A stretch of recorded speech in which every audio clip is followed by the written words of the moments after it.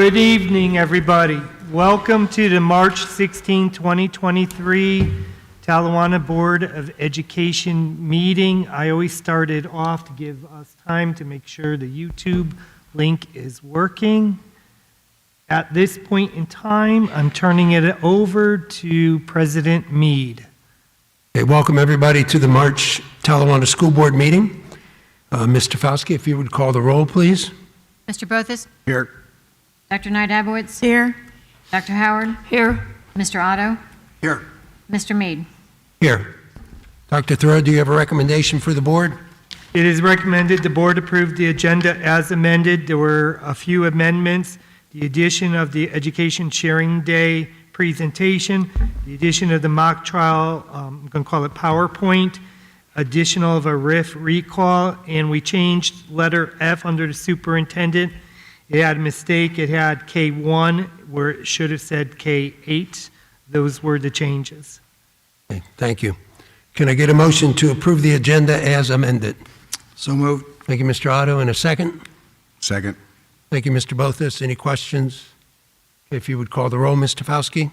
Mr. Otto? Yes. Mr. Bothus? Yes. Dr. Knight-Abowitz? Yes. Dr. Howard? Yes. Mr. Mead? Yes. Motion passes. All right. We have Kate from the mock trial team is going to lead us in the pledge tonight. If you would please stand.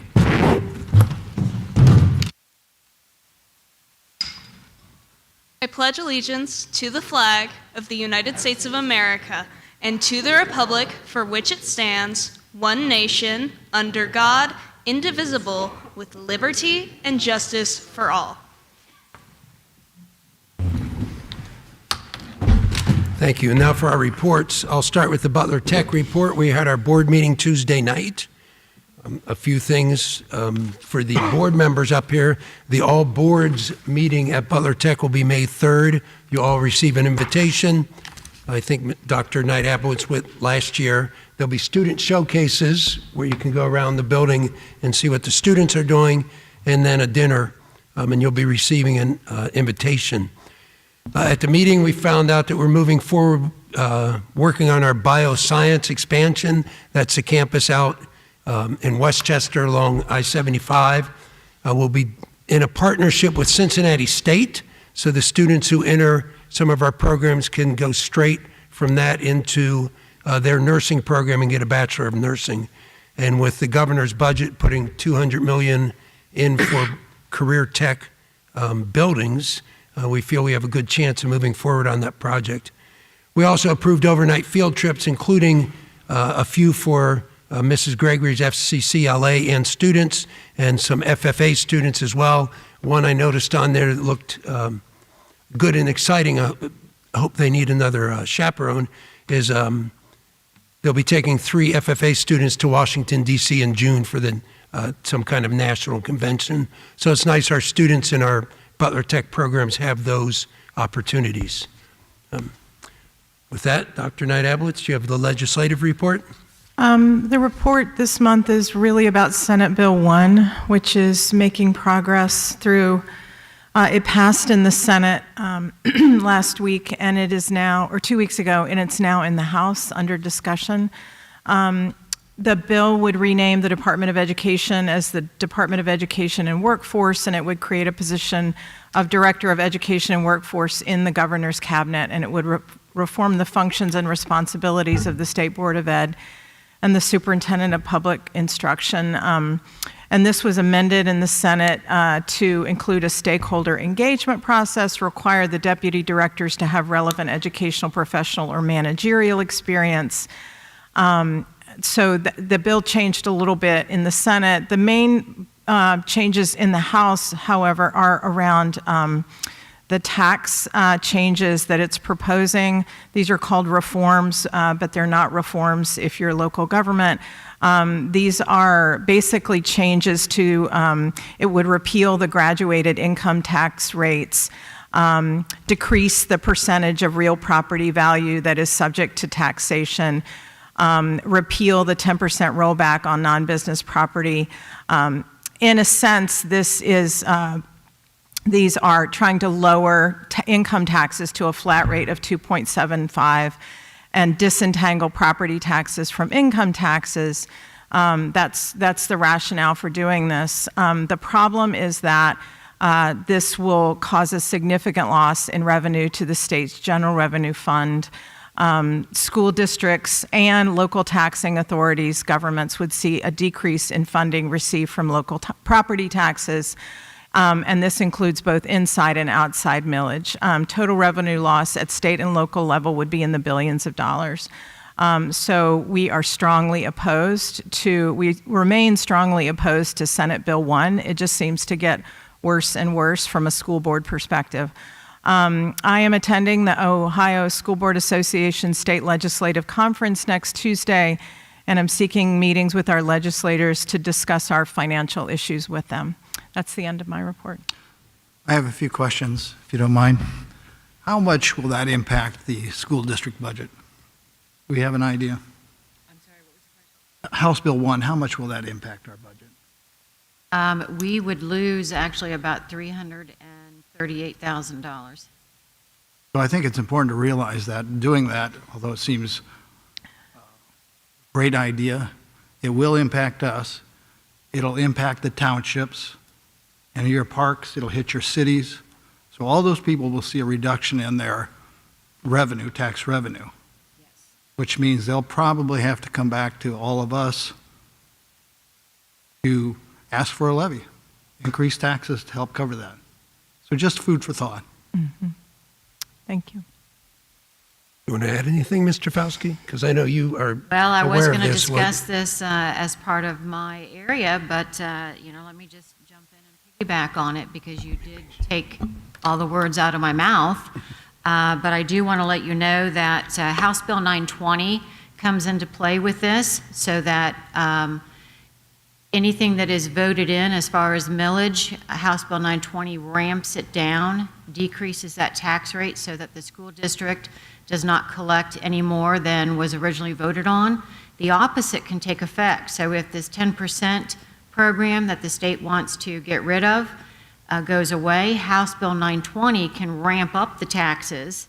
So it is estimated that $1.3 million is what will, if this is approved by the state, will then have to be made up by our community taxpayers so that we collect the same amount that was originally voted in 1980, 1990, that sort of thing. So while they will see a decrease in the inside millage for our permanent improvement and general fund, we've got 2.19 mills and 2 mills that's unvoted. I would see a decrease in my taxes for that, but then I would be seeing an increase because of the 10% rollback. So net effect calculation is a 6 to 8% increase in all of our property taxes if this is voted in by the state. I will pay 6% more property tax in my school district, and local governments will get less money. Local governments will get less money and they will be back on the ballot. Great plan. Our schools also will get less money Right. too, so I don't want to Right. make that. The other thing I want to explain, House Bill 920, it sounds like it's a bill, sounds like it's something that's up that you vote on every year or something, and I want to clarify that. House Bill 920 is actually in the Constitution, it's been passed. So this is in place, what Sean is talking about, you can only collect the amount of money basically that was voted in. Not more, not less of that. So I want people to understand that because we're talking about Senate Bill 1, House Bill 1 is something that you may get to vote in. 920 is not up for discussion. Right. Right. 920 is in law. Okay. Well, thank you very much, and thank you, Dr. Abwitz, for keeping us abreast of all these developments at the state level. Dr. Howard, the Arts and Athletic Liaison Report. Not much on athletics this month. We're transitional between winter and spring sports, and Mr. Richardson, who was going to present his winter sport wrap-up tonight, that's been moved to next month. So just a quick note that spring sports are beginning. The first official game of the season will be tomorrow night, and it's a lacrosse game. And then next Saturday, baseball, softball, and track begin their seasons. In the arts, And I really enjoyed the presentation last weekend of the THS Drama Club production of Ruthless, a really fun and quirky musical that they did a really great job with. Congratulations to Melanie Mortimer and the cast and crew. And I believe they've got one act then that will be coming up later in the spring. The high school had their Sweet Music event last night with the jazz ensemble. I heard good things about that. Mr. Bothus posted some really interesting photos of what looked like really nice desserts from that. Sorry I missed it. Earlier last week, the Talawanda High School Choirs and Concert Band had their concert, and also the middle school 7-8 band and choirs were last week. Coming up before our next board meeting at Bogan, their 5th grade concert is on the 23rd of this month, the musical Newsies / Annie, and I'm still really interested in what in the world that is. And then the 1st grade concert on April 18th called Pajama Party. At Kramer, their At the Movies concert was tonight, I believe, correct? Did anybody go? It's right now. I know. Doesn't that make us sad? And their 4th grade concert is April 19th. At Marshall, their art show is April the 12th, and their 1st grade concert is April 18th. So, thank you. Thank you, Dr. Howard. Now for presentations, Dr. Thoreau. Did you you want to forget do Mr. student Bothus? achievements? Oh, student achievement, we missed Mr. Bothus. Sorry, Mr. Okay. Bothus. That's okay. I'm still recovering from last night's sugar high anyway, so Okay. that's just fine. Trying to get my levels down.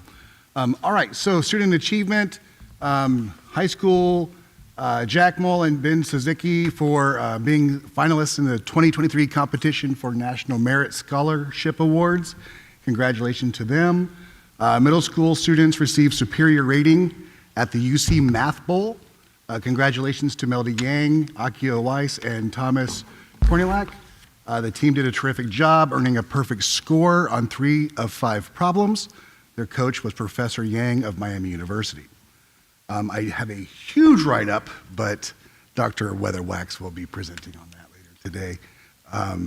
Always proud to celebrate our mock trial.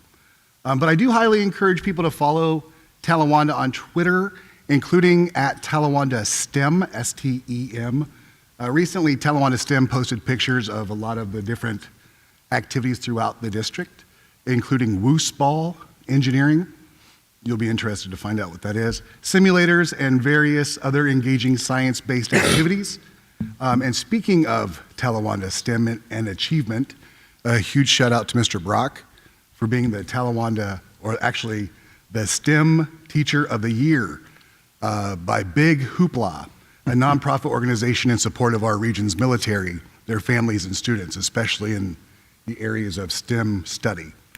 This award recognizes great contributions of K-8 teachers made in STEM classrooms in the Dayton region.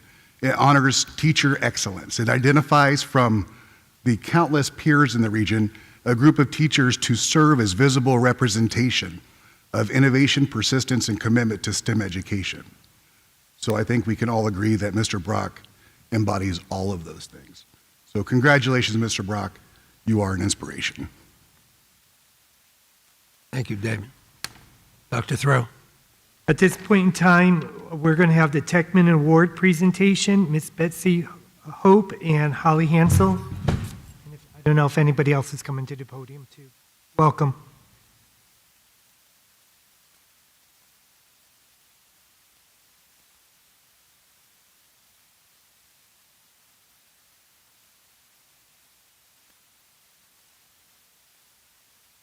Okay, You can take a pic. Yeah, absolutely.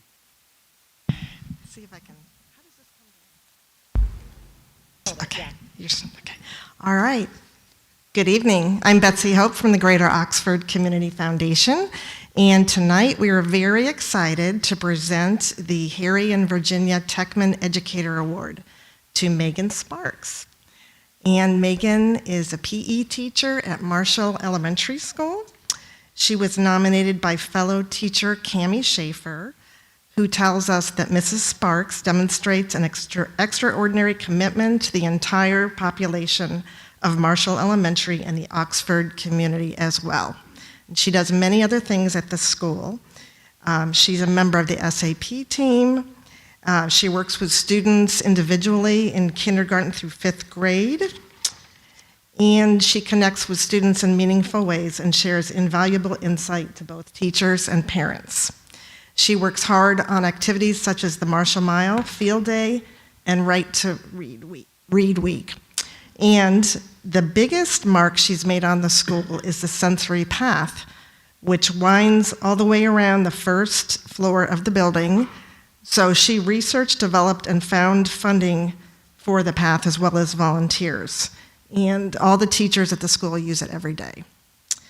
And the final thing that her nominator, Cammie Schaefer, had to say is that the staff of Marshall has an amazing friend in Mrs. Sparks.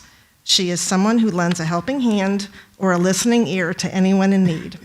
She has made a difference at our building, exemplified the mission of the district, and has positively impacted the people of Oxford. So congratulations. Here's your certificate.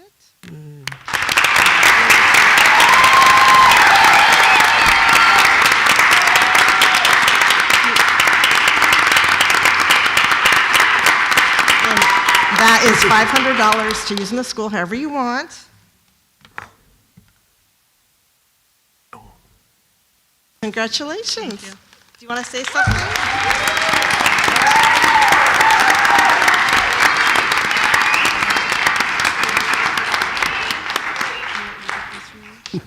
Holly, you going to get a picture? Okay. Is she going to give us? I think her colleagues are throwing her under the bus and making her give a speech. Well, they would like you to know that they have done everything to celebrate this by including drawing pictures of me around the school, including cowboy hats and grills. And next week is Dress Like Miss Sparks Week, including the Sparkle Day on Thursday. So I clearly have the best coworkers as well. That's great.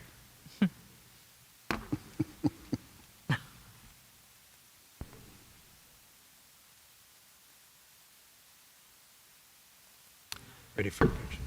Sure.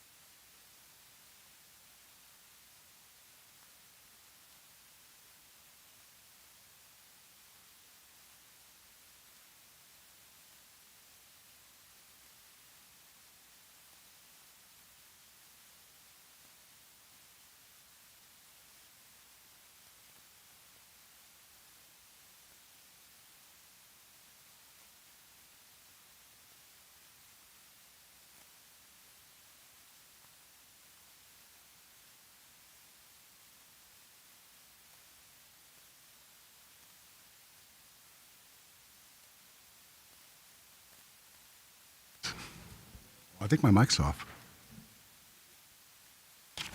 The next presentation is going to be by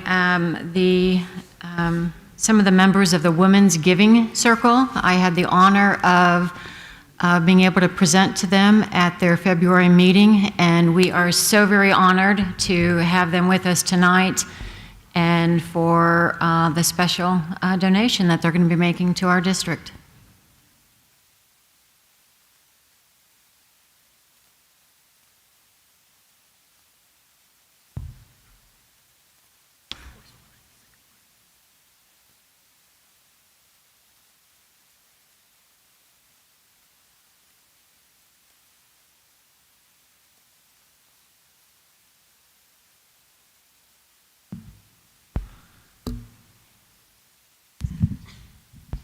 Good evening, everyone.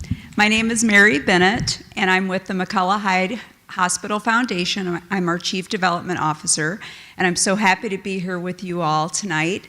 In August, the foundation decided that we wanted to make an impact in the community in a new and different way, and particularly we wanted to engage the women of our community.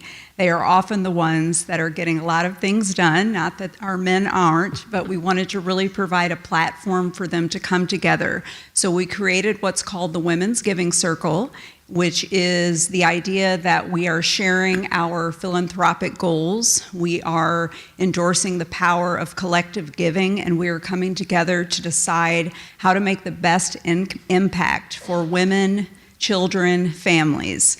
Our first regular granting cycle is this coming December, but at our second meeting, where I think we had almost 25 members, we're at 32 now. Our 3 founding members are actually here tonight. Thank you, Sybil and Katie, for being with us. But the women decided that we wanted to do something sooner rather than December. And we brainstormed a little, and we had some great ideas about how to help our community now, and more specifically, how to help the children of our community. They are really the key, their welfare, their well-being. And so we learned a little bit more about what's happening, particularly with the school lunch debt. Shauna, thank you so much for coming and presenting to us and breaking everything down. We had a better understanding of what was happening. And tonight we're happy to say that we are gifting $12,000 to help with the school lunch debt issue.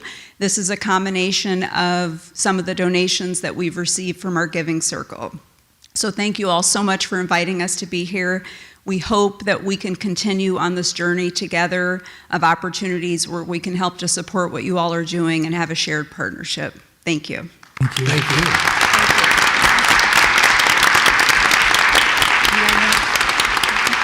They have a big fat check to give you guys. And you have a big check, so that's a photo opportunity.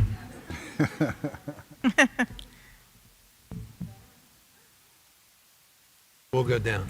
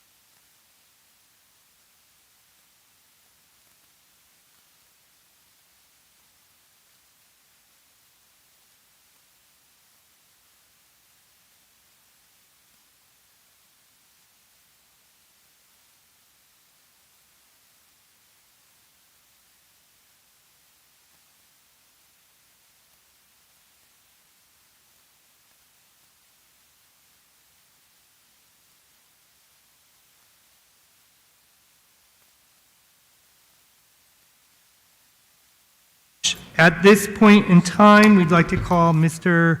Bill Hubbard, Director of Facilities, for the district-wide continuous improvement plan.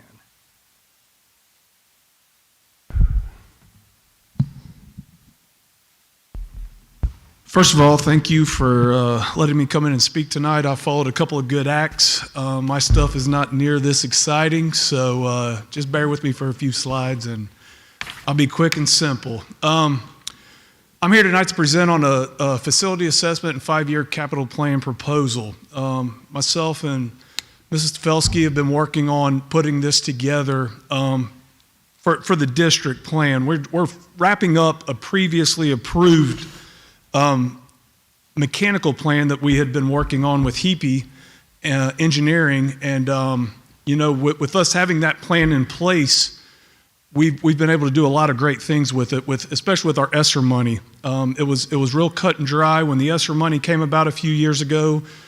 We just looked at our plan that was already in place and said, let's click this off, let's click this off, let's click this off, and it really helps us to plan, especially when it comes to permanent improvement funds. It helps us plan when it comes to budgetary numbers.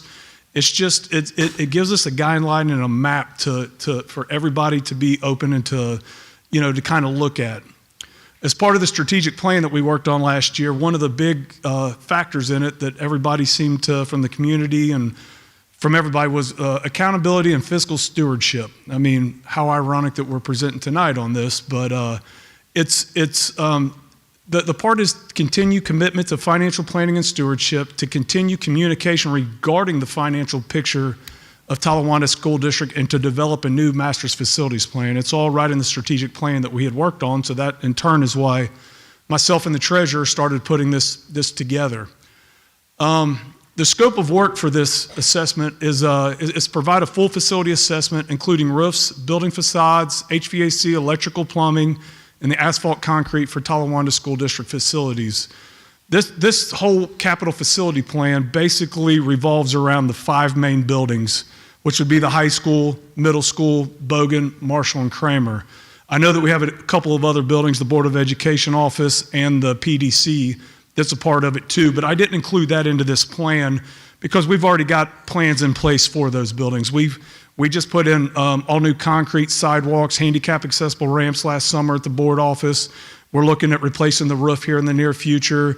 We just put a new rooftop unit on over at the PDC. So we've got a plan in place for those buildings. We're talking about the big buildings, the big HVAC plumbing, where things can cost hundreds of thousands, if not $500,000 to replace. So having that plan in place will help us, look at it. The high school, like I said at my last presentation, the new high school is now 11 years old. We have a geothermal system here with a multi-stack chiller. Those chillers, they got about a 15 to 20 year lifespan on them if maintained properly. Well, we're hitting year 11, going into year 12 on those already. And, you can bust out, $250,000 in replacing those real easy. We've already looked at Lutron. We have a Lutron lighting system in the building that we spent $25,000 just on a software upgrade a couple years ago. We looked in doing an LED replacement. It was $500,000. So, just kind of going back and forth on, what's a good way to spend our money. We've got the middle school, 89. It's the oldest, oldest building in the district now. By us having that previous plan, we've replaced the boilers and water heaters in the summer of 20. We used ESSER money to replace the one air handler in the whole building. And over Thanksgiving break, we went ahead and replaced all the windows in that building. So one of the big items coming up is a chiller. It's 20 years old. You're looking at about $350,000 to $400,000 to replace that. Bogan, built in 2006. It's 17 years old now, which in turn means the boilers, chillers, everything else in there are 17 years old. So once again, it's just that piece, when we switch things over and we can go more high efficient, that the company can help us spec what is the most bang for our buck when it comes to these expenditures and things like that. Kramer is built in, it's kissing 7 years old already. Who would have ever thought? But right now, the biggest thing, as far as guidelines and things is getting a parking lot maintenance plan together for Kramer right now. We're still going to do a whole building assessment on that, But it's just a guideline, so to tell us what lifespan on equipment is and what we need to be looking at, and if there's anything that we can be doing in-house to prolong things. But the biggest thing is, just putting a parking lot maintenance plan as a current need on that. And then obviously Marshall is, we're not doing a building assessment on that. This piece does not involve doing a building assessment on Marshall. It's just putting a parking lot maintenance plan together so we know in the future when we put things out for bid that we're speccing everything correctly. After the full facility assessment is completed on all the buildings and the Marshall parking lot, Four Seasons will generate an executive summary and a 5-year capital plan.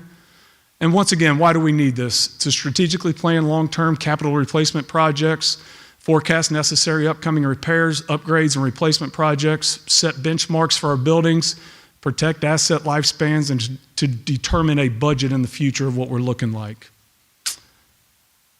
Does anybody have any questions for me? Can you explain a little bit about Four Seasons? They are a group based out of Monroe that a lot of other school districts, they're part of our state procurement plan, and they've done this for other school districts in the area and have came back with, I've checked with other school districts in the area, they've came back with very high regards for what they do. They have the mechanical engineers and the civil engineers in-house that help summarize and put these plans.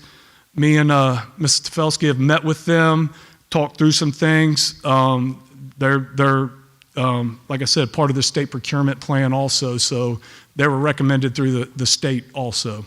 But so they do charge for this service? They do charge for this service, yes. And do you believe that what we get from them, based on what we pay them, is going to help us offset costs Absolutely. coming up? 110%. It's having that, the professional, this is what they do every day. Right. They help districts save money. And that's what we're looking to do is to save money. And actually, the guy that we've been talking to, he said we have a lot of good things in place, and we just need to build upon that. So yes, I do. Yeah, again, I just want to make it clear that we are offsetting the cost Absolutely, that we're paying absolutely. them with the savings that we're going to get. I get it. We have about $125 million worth of property that we maintain and oversee. Yeah. And it's hard to ask for this, but it's also, you can lose that money real quick in making bad decisions and not getting experts' opinions on some of these HVAC items. I've seen it a lot in other aspects of things. Because it does take a team. I mean, this is more complicated than one person knowing all of this. So, it like is. you said, engineers and HVAC specialists and plumbing specialists. And It's a lot. Yes, absolutely. All right, thank you. No problem.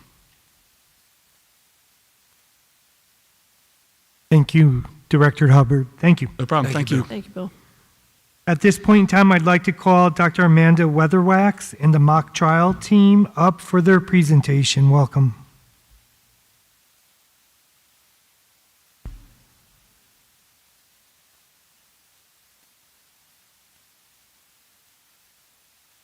Dr. Thoreau, Treasurer Tavelsky, honorable members of the Talawanda Board of Education, and the Talawanda community, may it please the Performing Arts Center.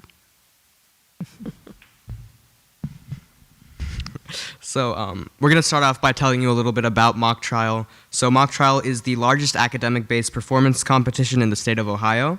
Sponsored by the Ohio Center for Law-Related Education, Mock Trial gives high schoolers opportunities to learn about the U.S. Constitution and trial advocacy while nurturing critical thinking, public speaking, and civility. Talawanda Mock Trial had another outstanding season this year, and we have a lot of people to thank. First off, we want to thank everyone from the Ohio Center for Law-Related Education, specifically the Executive Director, Kate Strickland, the Director of PD and Programming, Ryan Susky, and the amazing Program Coordinator, Danielle Wilmot. And we also want to thank all of the dozens and dozens of legal professionals and judges who volunteered all their time to judge our competitions this season. So Talawanda Team 2 only lost one trial this year, and that was to St. Edward in the championship round. We tip our hats to the gentlemen of St. Edward and their coaching staff, and it was a privilege to compete against their excellent program. And before we recognize the 17 THS students who qualified for states, we'd like to offer our team sincere thanks to our volunteer coaches and helpers, Kay Brown, Dan Cox, Erica Edwards, Sam Morsh, and Catherine Milders for graciously volunteering their time and expertise to us.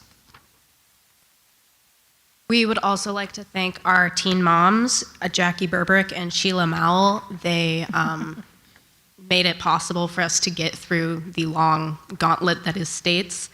They safely got us where we needed to be on time, fed, and ready to compete. We owe them more than we can say. In addition, Principal Scott Davey, Rhonda Johnson, Treasurer Tefelsky, and Dr. Thoreau, thank you so much for your support.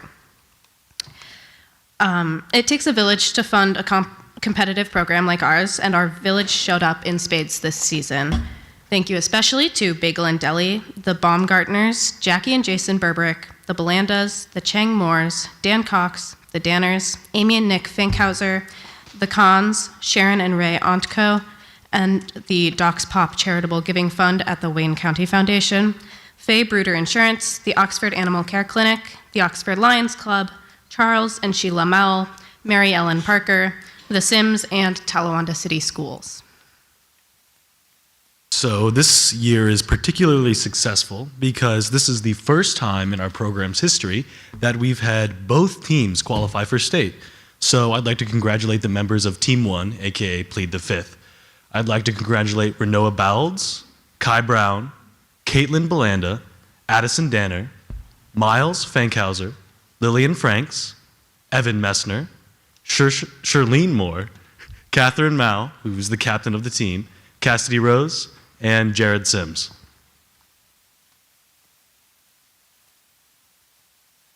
And it is now my distinct honor to congratulate the 2023 runner-up for the Ohio High School Mock Trial State Championship, Talawanda Team 2, aka On the Docket, co-captain Elliot Berberick. And you can clap.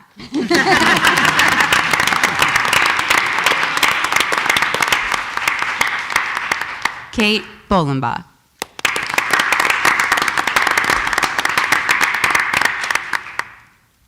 Mohammed Khan.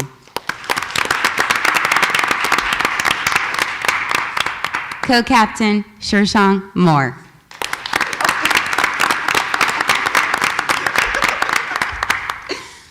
William Sazzarulo. Eliza Sullivan.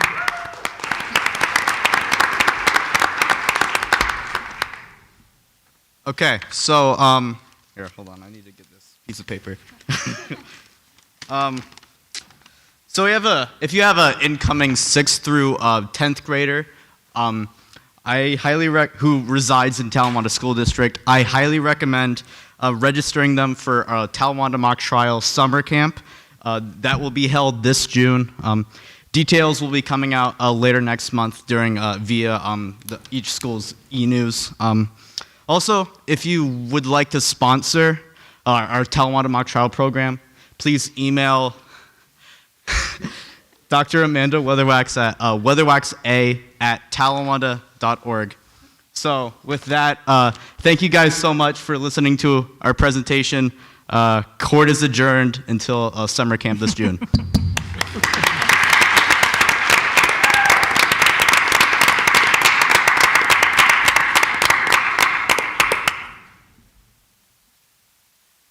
So Dr. Weatherwax, with the second team qualifying for state, that's you've got a bench built, don't you?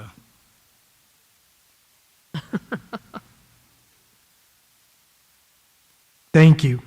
At this point in time, I'd like to call Director Holly Hansel to the podium for the Education and Sharing Day USA presentation. Thank you, Dr. Thoreau. I want to take a moment to introduce someone who's in the audience tonight, Rabbi Yossi Greenberg. He's actually the individual that contacted us last school year to share some of the information that was going to be happening in our community and at Miami University in relation to Education and Sharing Day 2022. So this year, That day will be celebrated here, nationally, it will be celebrated on April 1st. But there are quite a few activities that are happening around the campus, and also Mayor Snavely will be introducing a proclamation that it's Education and Sharing Day in Oxford, Ohio, at the March 21st City Council meeting. So we're a few days early before the city's announcement because we only have one school board meeting a month. I want to share a little bit of background. Education and Sharing Day is a day established by the United States Congress in honor of Rabbi Menachem Mendel Schneerson. It calls for an increased focus on education and recognizes the lifelong efforts of the rabbi for education. Since 1978, Education and Sharing Day USA has been proclaimed annually by the sitting president, which is 4 days before Passover and thus generally can fall between March 21st and April 21st. In 1978, the U.S. Congress asked President Jimmy Carter to designate this day. And every sitting president after that has signed a proclamation. Many states and communities across the country also celebrate this day.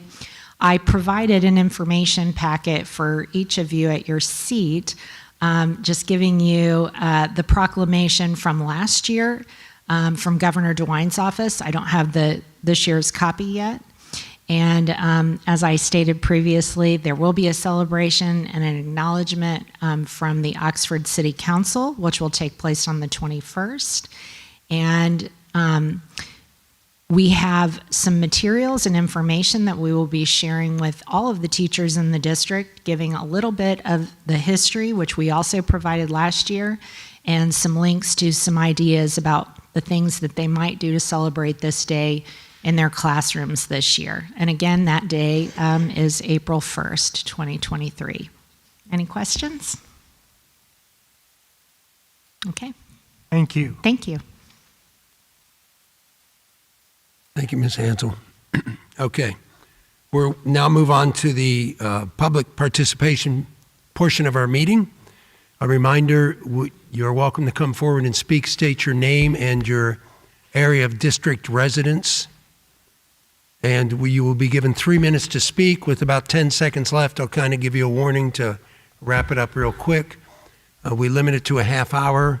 I would ask that you show respect to all the speakers and listen to them and be polite. So thank you very much. If anyone would like to approach the board.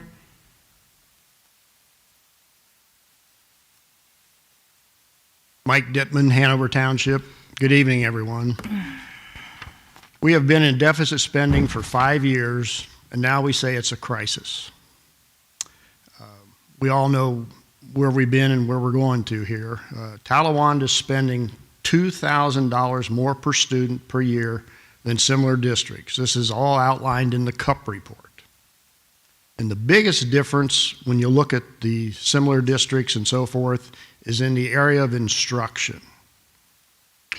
Talawanda spends $8,200. I've rounded these off. Similar districts spend $6,900. Ross spends $6,900. Edgewood, $6,700. And Monroe, $5,800. So we've got a lot of room to work here. And until reductions are made in salary and benefits, we'll continue to be in this crisis.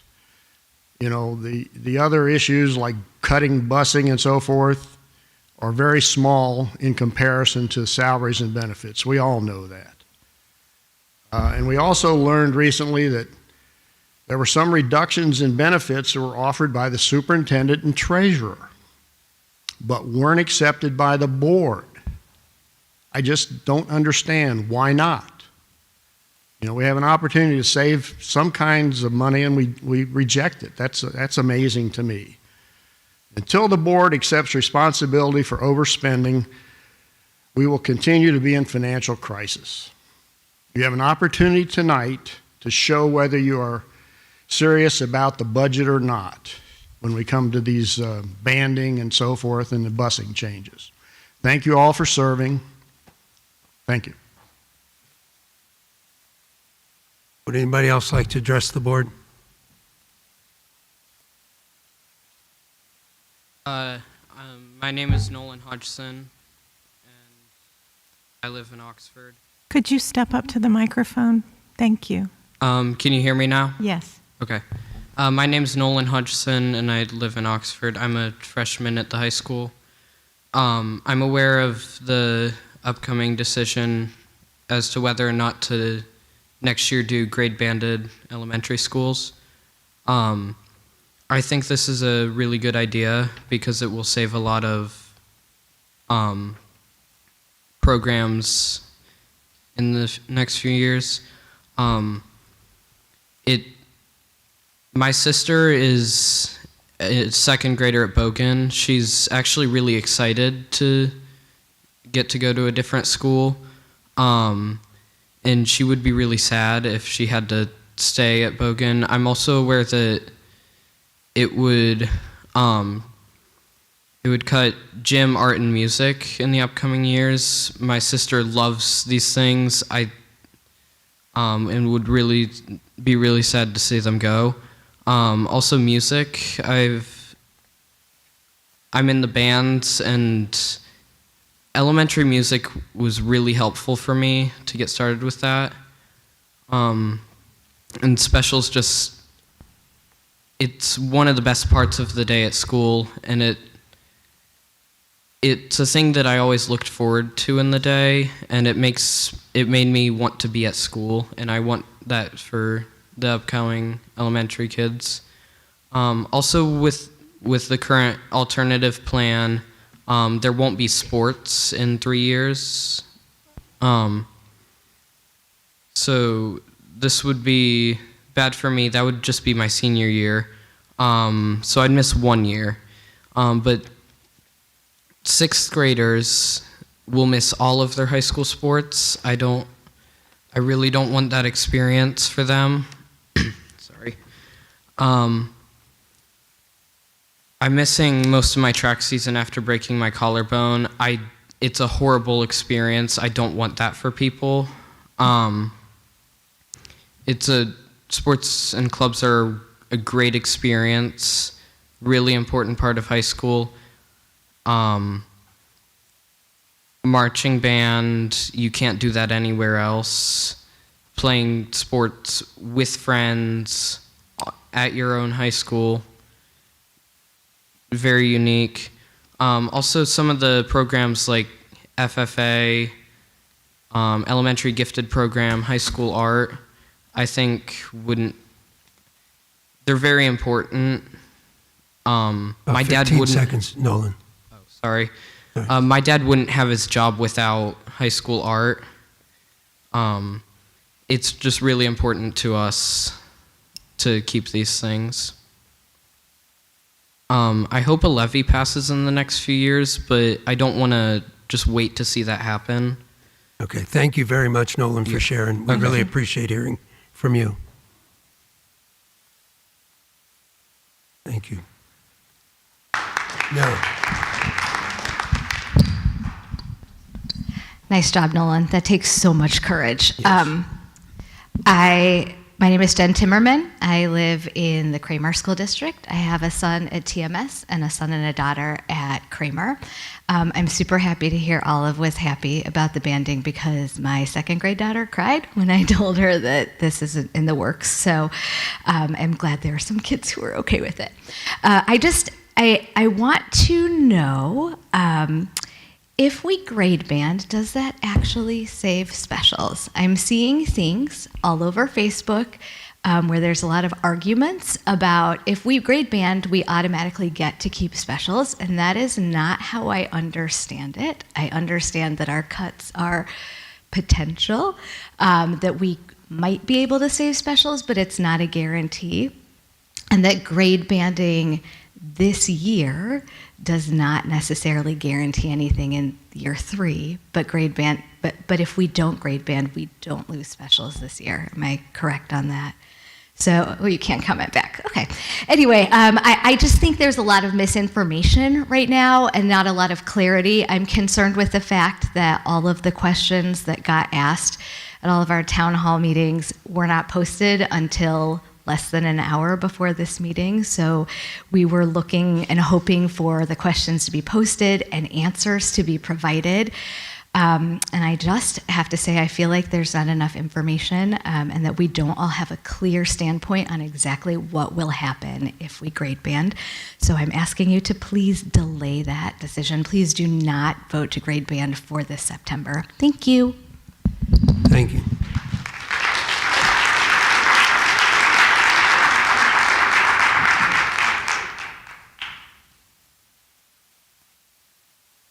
Anybody else like to speak with the board? Thank you.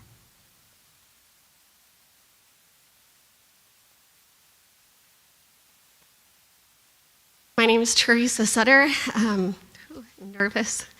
I have 4 kids at Talawanda, 1 in high school, 1 at middle school, and 2 at Bogan. And my question is,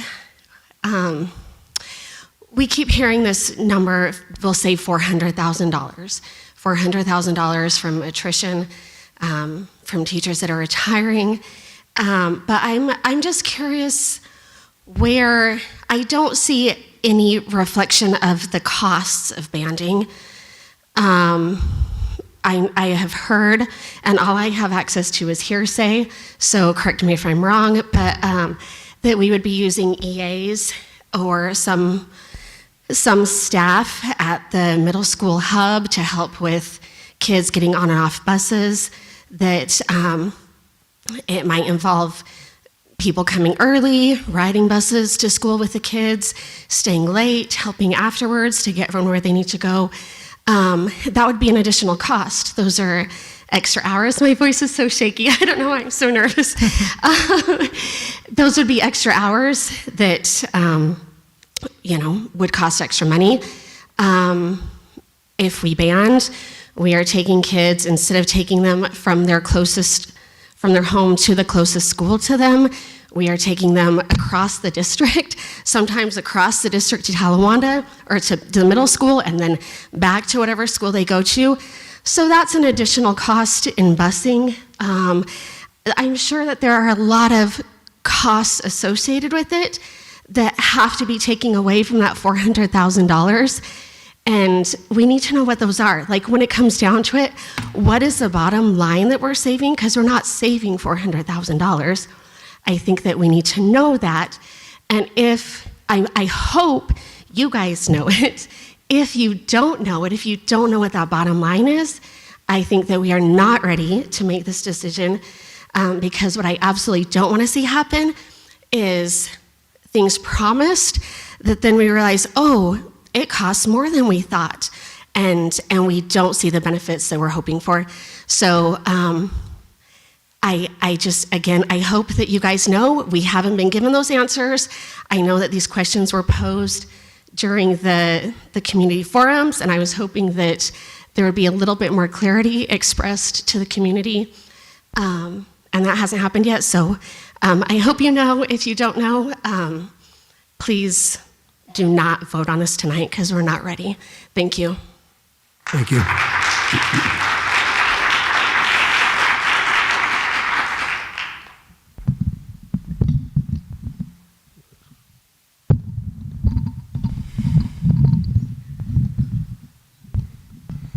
Good evening, distinguished members of the board, community.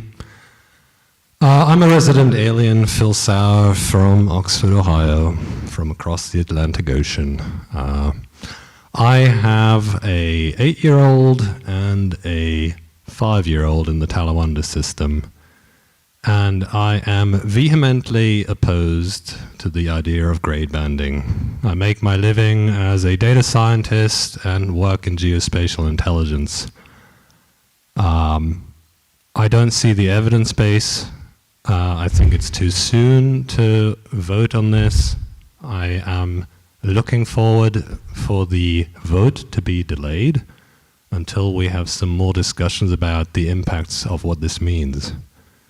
This means for me and my family that my kids cannot go to school together, and they've wanted that for ever since they joined the Talawanda system. They're like, hey, you know, we're going to be together. We're going to have a great time. Two brothers going together and staying together for their entire education. And you're basically, with your decision that may happen tonight or not, tear that whole thing apart. The second thing I wanted to say is we started a petition. We have over 530 signatures as of tonight. And I imagine there's 530 parents who are not too happy about the whole grade banding right here. So if this vote goes down, there are 530 members of this community who are very opposed to this idea of grade banding. Lastly, you know, it's not really about us, them, athletics, mock trials, all sorts of extracurricular activities. It's about prudent fiscal responsibility. How did we get into this mess, as the opening speaker said? I am very distraught to understand that this hole is 5.6 million, or wherever it is at. It is very disheartening that we're messing with the education and the opportunities of our kids in the future. Just looking at mock trial this evening, what happens if that's on the list to be slashed and cut? Everything we saw, all these great things and achievements, tell you what, they won't happen in the future if you 15 slash seconds, that. sir. Thank you so much, and please do reconsider on behalf of 530 angry members that signed this petition to delay this vote. Thank you.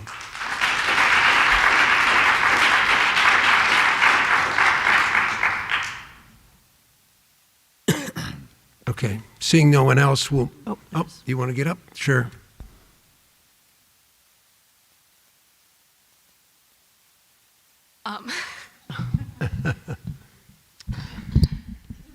You go. Hi, Eliza Sullivan. I live in Oxford. I'm a Talawanda junior. So initially coming here tonight, I was firmly in support of voting on grade banding and doing it right now. But I think I agree with other people when I say that we do not have all the information that I would like to make a fully informed decision. If we did grade banding, I think transportation needs to be figured out. I think I understand why there's a 2-mile no transportation zone, but there are areas of the community where people fall in that 2-mile no transportation zone for multiple schools, and that is really difficult for their children. I think at a past board meeting, I heard somebody suggest using the middle school as a type of hub. I don't know if you guys have looked into that further, but solutions like that I think need to be looked into.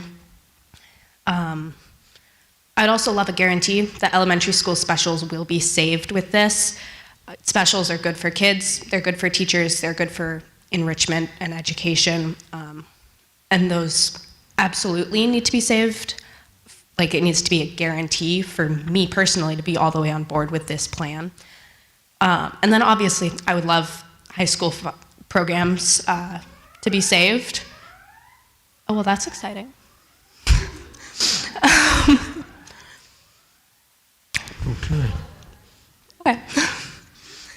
I would love high school programs to be saved, but I think right now the big thing that we need to focus on, this is affecting the elementary school students. We need to make sure that they still have the level of enrichment and education in these separate elementary schools, if that's what we do. Obviously, I would love it if Ohio funded their schools how they said is constitutionally, as they decided in DeRolf. I would love it if we could pass a levy, but right now, grade banding seems like a good option, but I do think we need more information, and I think we probably need some more time to get that information and distribute it to the public so that everybody knows what's going on. Thank you. Thank you.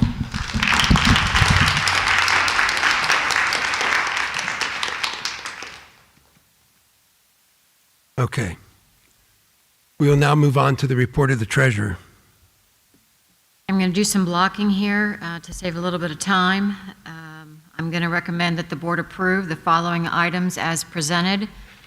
The approval of the gifts from all the community members who donated, which include the Wayne County Foundation and Windtop Farm for their donations to the high school mock trial fund, to the Oxford Kiwanis for their support of food boxes for students in need at the high school, and to the Oxford Community Foundation for their support at our middle school for the Finch and Blinky robot project, the 8th grade DC trip, and to the 6th grade Camp Glen Helen trip. Approval of the appropriation modifications, approval of any then and nows over $3,000, and approval of the February financial report. And the one thing that I do want to mention on the finance report is that our revenues there is a timing issue. We were delayed in getting our first advance from the Butler County Auditor. Normally comes in February. We just received it last week. So there is a timing issue just on a revenue, but it will be caught up in March. Okay, can I get a motion to approve 4A through E? So moved. Thank you, Dr. Howard. In a second? Second. Thank you, Mr. Bothus. I do have a question. Why do you think our money from the county auditor was delayed from February to March? I do not have that answer. I can't even surmise. Because at the Butler Tech Board meeting Tuesday, many of the districts were pointing out that their money was delayed too. Yes. I don't know if other local governments was Yes. delayed. This All of seems them. I know we have a new audit, is that right? Our auditor's new because the other one got convicted of something, right? All right. Anyway, do you think it's that, or here's a rumor that some of them were throwing around that the Butler County got to sit on that money another month, collecting interest on it at our expense? I can't answer that Okay. either, but this has happened before in the past. Okay. So just as the state of Ohio, there's fluctuations on when we receive our money. It happens at the county level as well. All right. I know there's a new person there, but okay, I just wondered if you had any insight. Okay, you can call the roll, please. Dr. Howard? Yes. Mr. Bothus? Yes. Dr. Knight Abwitz? Yes. Mr. Otto? Yes. Mr. Mead? Yes. Motion passes. Next item up is 4F, and it is recommended that the board approve an agreement with Four Seasons Environmental to conduct a district-wide facility assessment. Okay, can I get a motion to approve 4F? So moved. Thank you, Mr. Otto. In a second? Second. Thank you, Dr. Knight Abwitz. Any questions or? I just want to point out again, thank you, Mr. Hubbard, for your information that the cost of this contract is a little under $25,000, and we will get more than that back in terms of the information that they're able to give us to maximize, the function of our buildings. Thank you. If you would call the roll, Ms. Tofowski? Mr. Otto? Yes. Dr. Knight Abwitz? Yes. Mr. Bothus? Yes. Dr. Howard? Yes. Mr. Mead? Yes. Motion passes. Next item up is 4G, and it is recommended the board approve the fiscal year '24 tax rates and amounts supplied to us by the Butler County Auditor. This is an annual resolution that's approved based on the tax budget that was presented to them, and this helps them set the rates, ramp them down even with House Bill 920, but this is an annual resolution that needs to be done. Thank you. Can I get a motion to approve 4G? So moved. Thank you, Dr. Howard. In a second? Second. Thank you, Dr. Knight Abwitz. Any questions? You can call the roll, Ms. Tofowski? Dr. Howard? Yes. Dr. Knight Abwitz? Yes. Mr. Bothus? Yes. Mr. Otto? Yes. Mr. Mead? Yes. Motion passes. Next two items are informational items. Our fiscal year '22 audit has been completed. It will be added to our website probably on Monday, but if anyone needs any sleeping material, it is on board docs as we speak, so you can sit there and read it tonight and fall asleep. We are very proud to say that it was an extremely clean audit with zero findings for recovery, and I would like to thank our entire staff for their excellent work this past year and currently. Congrats. Yeah, Yes, congratulations. this is 83 pages of a lot of numbers. Mm-hmm. So, That's what I said, it's good sleeping material. There you go. And thank you to you and your team, too. Again, Yes. excellent work to come back with a clean audit. Next item up is last month, I had shared that we were going to have to leave the bus and facility premises on March 31st. One last ditch effort, and Miami was able to work out a deal with Butler County Rural Transit, and we are allowed to stay until the end of the school year. So the extension has been granted to May 31st. So this is huge for us as far as being able to keep our staff supplies in one spot, repairing the buses, a little bit more consistent, less disruption for the high school and such. So this is wonderful news, and we're thrilled. Thank you. I did have one other item, but we already discussed it, so I don't know if we need to rehash that. I think that Dr. Knight-Abwitz did an excellent job already. So I will pass the baton to Dr. Thoreau. Report of the superintendent, Dr. Thoreau. I also am going to do some blocking. So I'm going to block 5A, the acceptance of a resignation of a Bogan school counselor who has accepted another position in another district. 5B1, the acceptance of a classified resignation. 5B2, approval of a substitute classified staff employee.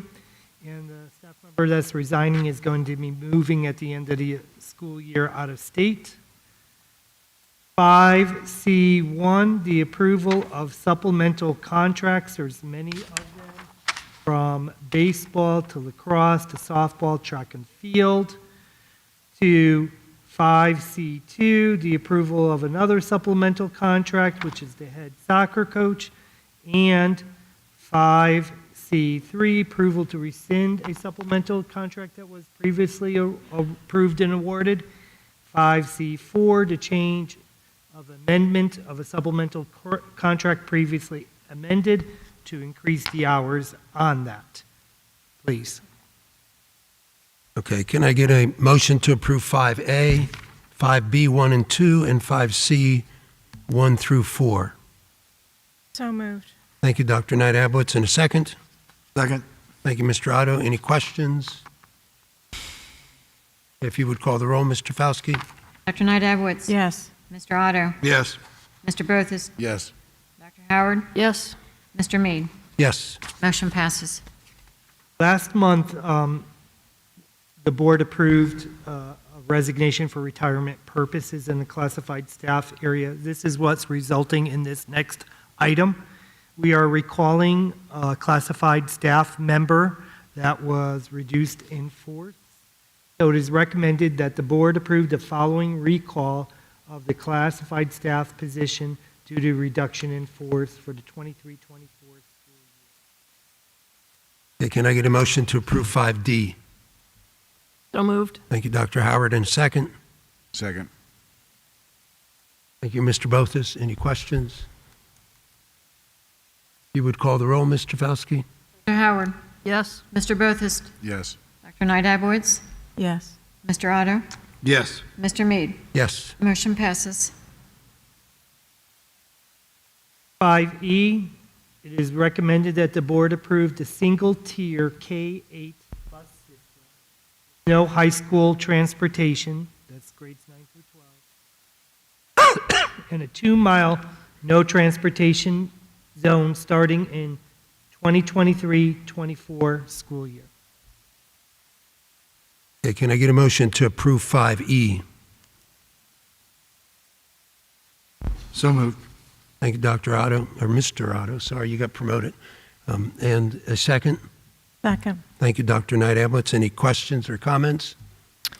Yeah, Dr. Thoreau, we've had a number of emails from the community about the impact of this plan for our low-income neighborhoods. Can you talk about how we might address those concerns? So one of the things that we have to be very careful is to make sure we stay within the law.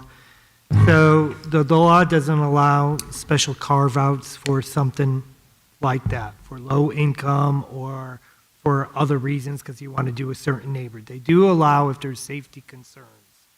So we, as the district, would look at all, well, what we're going to do differently is everybody's going to have to sign up for transportation between now and August. From there, we'll get an actual number of actual seats and butts to know exactly how many students are going to be and how many spaces that we have, and that will allow us to possibly adjust. If I find out that we could get to a point where we can reduce it down to 1 mile or less than that, I would come back to the board and ask the board to do that. But right now, from our initial understanding when we were going back to looking at going to state minimums, the state minimum was 2 miles. So I'm not really giving you a great answer. And the reason why we can't sign up early now or in January is we always have changes. We always have new move-ins, move-outs, and people change their minds with busing, for instance. We always provide busing information in August, right before school starts. That makes the route times closer to being what they exactly are. If we do it now, our routes are going to have to be redone. They can be done, but I also know that will cause some issues with families who expected their child to be picked up at this time, and now it's much later or much earlier.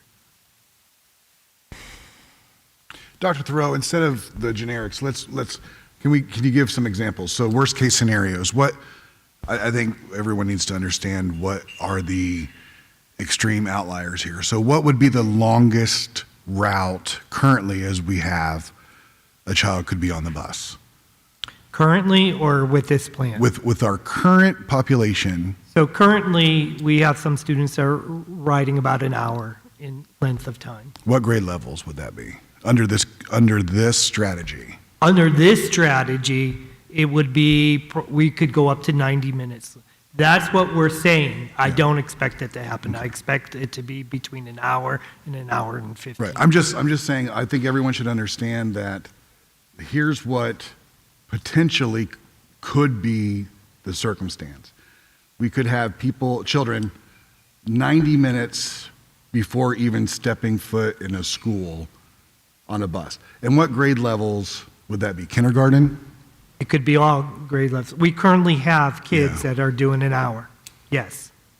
Okay. And we have kids that go to like Butler Tech, for instance, that take the shuttle that are on our parochial that are even longer. I agree that we need to be looking at many options for saving money as much as we can. And I want to make it clear that we have been looking at a lot of options. We're not leaving any stone unturned. Having said that, I have serious concerns with this single-tiered busing, and many of those concerns have been echoed by the community. I feel like there are aspects of it that we could work differently, that there are maybe different ways to think about drop-off points, the hub, those kinds of things. And while I want to save as much money as we can, I also want to make sure that we're doing it in a way that is responsible, safe, and has considered all the logistics of it. So I think it's not necessarily a bad plan, but I'm not sure it's the plan that we need right now. We have on the books already with our 3-year cuts, we already have met our goal for the 23-24 school year without doing anything to transportation. And I'm inclined to try to work more with this plan before we make those kind of drastic decisions. And honestly, I will not support any plan that has a 2-mile limit on it. I think it just is not, it's not equitable to our low-income families. So that's just my 2 cents.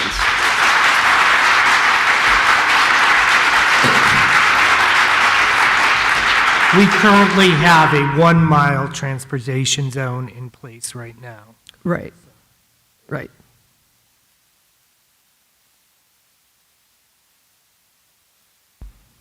You know, I hear people get up and say we're not fiscally responsible, but yet we've gone 18 years without having a levy.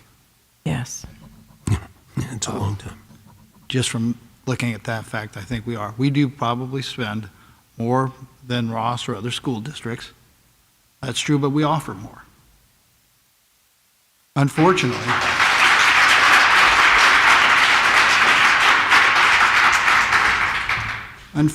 not through any fault of our community or the school or the staff, we're just forced into this. This makes it a terrible decision. I don't know of any board members that's happy to be doing this. Unfortunately, we have to do things like this. So as much as I hate seeing this, as much as I know all these cuts will affect our students, they still have to be made. I know there's many nights when I look at the ceiling and wonder how we'll do it. But we have to do it. My apologies to all those students that will hurt.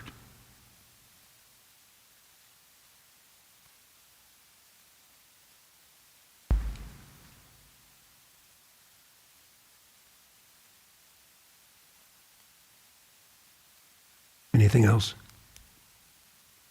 No. All right, Mr. Trafalski, you can call the roll. Mr. Otto? Yes. Dr. Knight Abwitz? Yes. Mr. Bothus? No. Dr. Howard? No. Oh, good, my Mr. nightmare come true. Mr. Mead? Yes. Motion passes.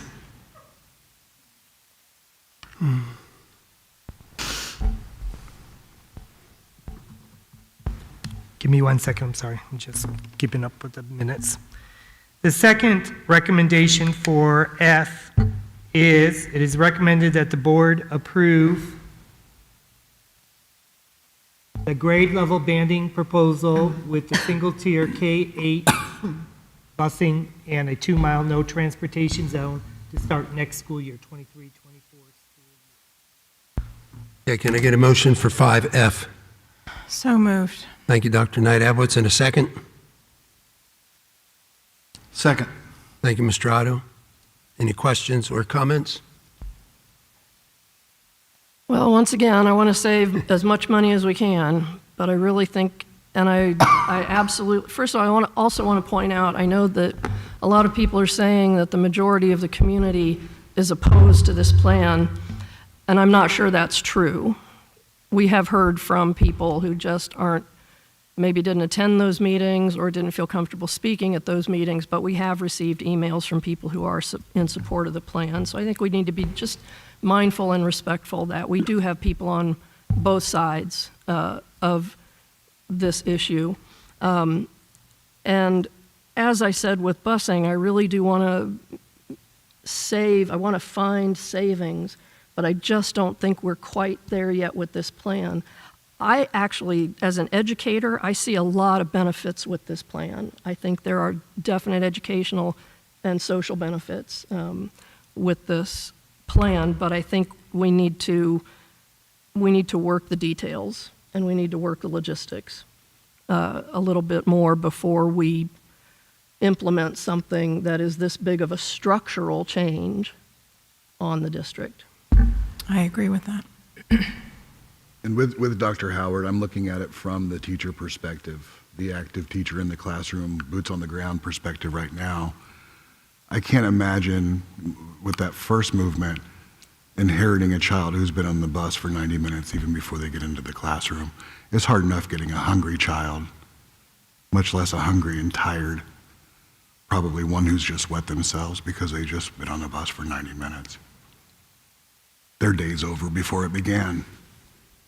At that point, you're managing. But anyway, that's past. So, but to reference something I said before, that's toothpaste that can be put back in the tube eventually if we come up with a different solution later on. This is a systemic cultural change. Mm-hmm. It's a big one. It's heavy. But as Dr. Howard also said, we were hearing, and I appreciate everybody who took advantage of the time and took the time to write thoughtful and well-researched emails to us. We read every one of them.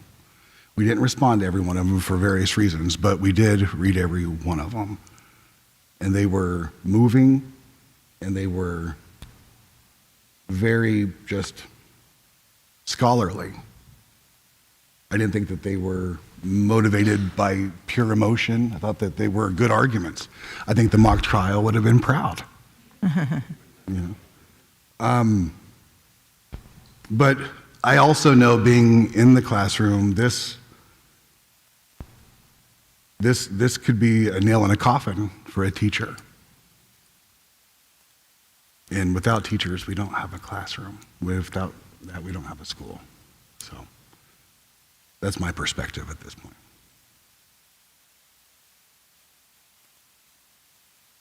Anything else? You would call the roll, Mr. Fauski? Dr. Nydabwitz? No. Mr. Otto? No.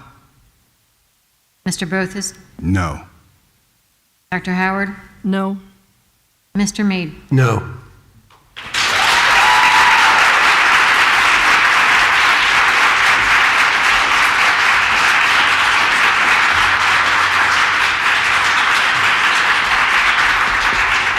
I do want to make it clear again that, as far as I'm concerned, we're not necessarily taking this proposal completely off the table for consideration in the future.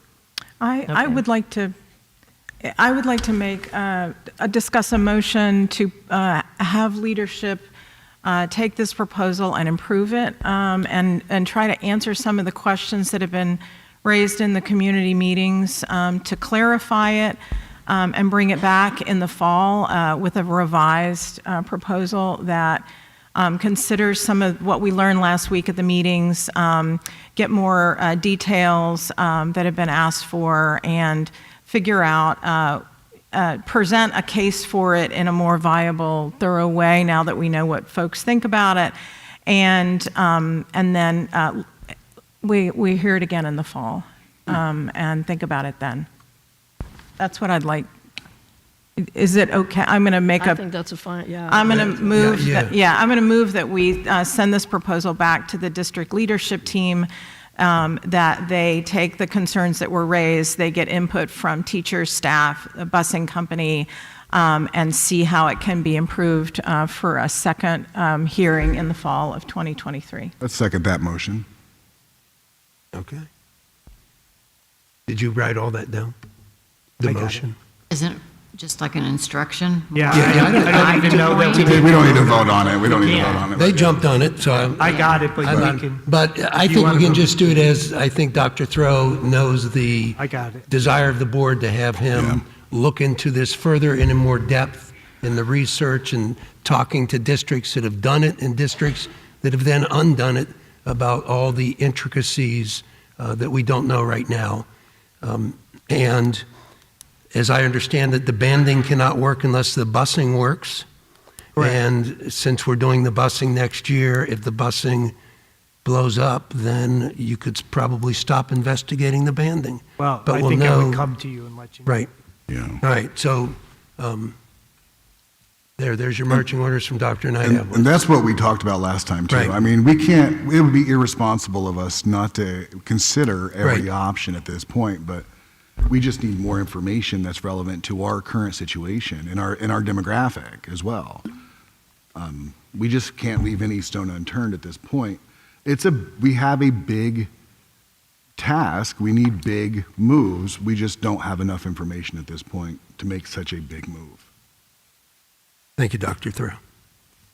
Okay, now we're moving on to 5G. Second reading and approval of new policies. But before we do this, Mike Malone presented all of these policies at last month's Board of Education meeting. After listening to you, I removed the public participation one. Doesn't mean it's not going to come up. I'm going to put that into April's board meeting, And I'm going to give 2 options from what I heard. If there's another option, I can make 3 options on that, because I heard there was some discussion about that. And then you'll be able to either push it down the road because you need more information at that April meeting, or you'll be able to vote on April as a second reading for it. Does that make sense? Otherwise, all of these board policies are the same thing that Mr. Malone has presented. So with that, it is recommended that the board approve at the second reading, the policies that were presented for the first reading at the February 23rd, 2023 meeting. Thank you. Can I get a motion to approve 5G? So moved. Thank you, Dr. Howard. And a second? Second. Thank you, Dr. Knight Ablitz. Any questions? Mr. Malone, would you like to read them again? No, I'm just No, kidding. no. Please, no, sit down. Yeah. Anybody is welcome to go to board docs and click on them one at a time. All right. I would like you to record the next time you do these, so along with those nights when it's hard to fall asleep, besides reading the audit, Yeah. I can put you on, yeah. All right. You can call the roll, Ms. Tafowski. Dr. Howard? Yes. Dr. Knight Abowitz? Yes. Mr. Bothus? Yes. Mr. Otto? Yes. Mr. Mean? Yes. Motion passes. Informational items. Just a reminder, open enrollment starts the first week in April, the first business day in April. So this year, that is April 3rd. So on April 3rd, we will start collecting open enrollment applications. It's not uploaded onto the website yet, but it will be by next week. You may mail, email, or you may come and wait in line, which some people do, starting on April 1st. They are all date and time stamped.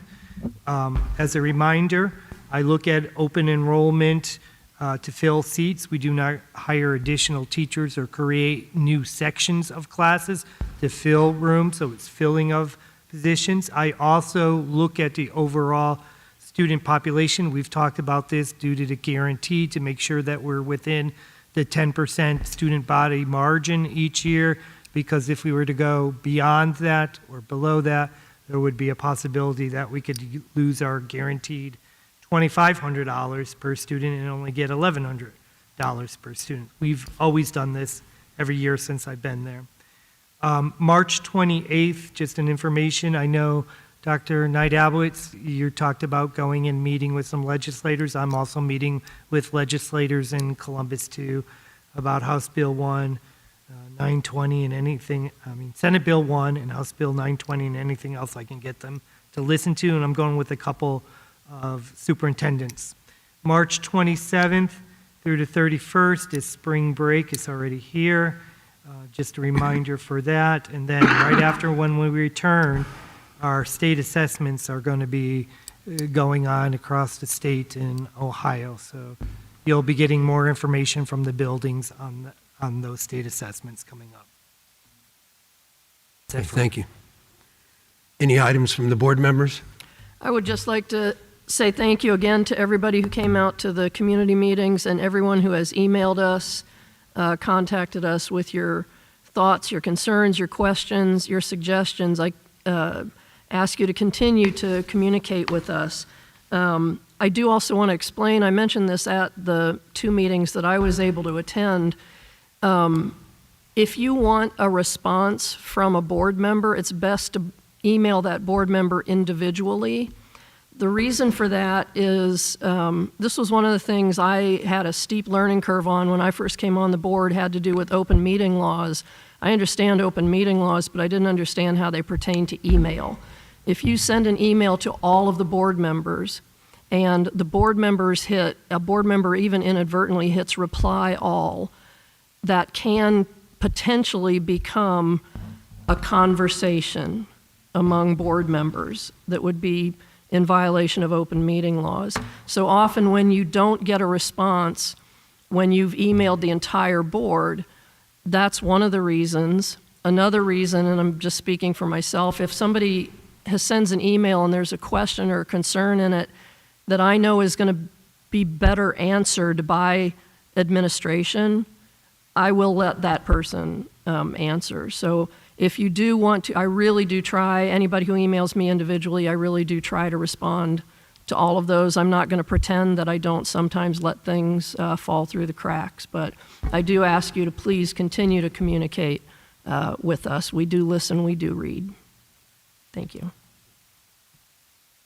Anything else? One thing that I was thinking about, and we've heard all different kinds of things, and one of the things I love is, and this is, I hope this isn't offensive to anyone, but when I always hear, the scholarly reference of I heard on Facebook that so-and-so likes this or so-and-so doesn't like this, or more people like this than others. And is there a way, since we did ask that you gathered some data for us, is there a way that we could use final forms or something that's attached to a student through the school to poll the stakeholders of Talawanda, a survey to, how do you feel about this, that, or the other? So we could get real qualitative data, not just numbers, but how do you feel about this? So yes, I can answer that. I know Holly can jump in, but we can always create a survey, whether we use it through Final Forms or SurveyMonkey or send it out, something like that. Yes. Because not everybody has the time or resources to email us, and I know that we do get. We don't have access to the community at large, though. Right. No, So no. I just understand want that limitation. There is Yeah. a difference. Yeah. And when it comes to busing, the parents are going to be the ones who are mostly impacted and all those things. So I would like to know what they feel about everything, because I think that's important. I know that's important. And another thing to the teachers out there, we value you, and everyone on this board values you. When we hear comments about so-and-so, what other districts pay their teachers and how we shouldn't pay you that much, we spend more on instruction, let it go. Don't listen to that. We know the quality here is much better. We have examples I do student achievement reports. I have pages of examples all day long. We know that it's worth every single penny. I also know that when I moved to Oxford,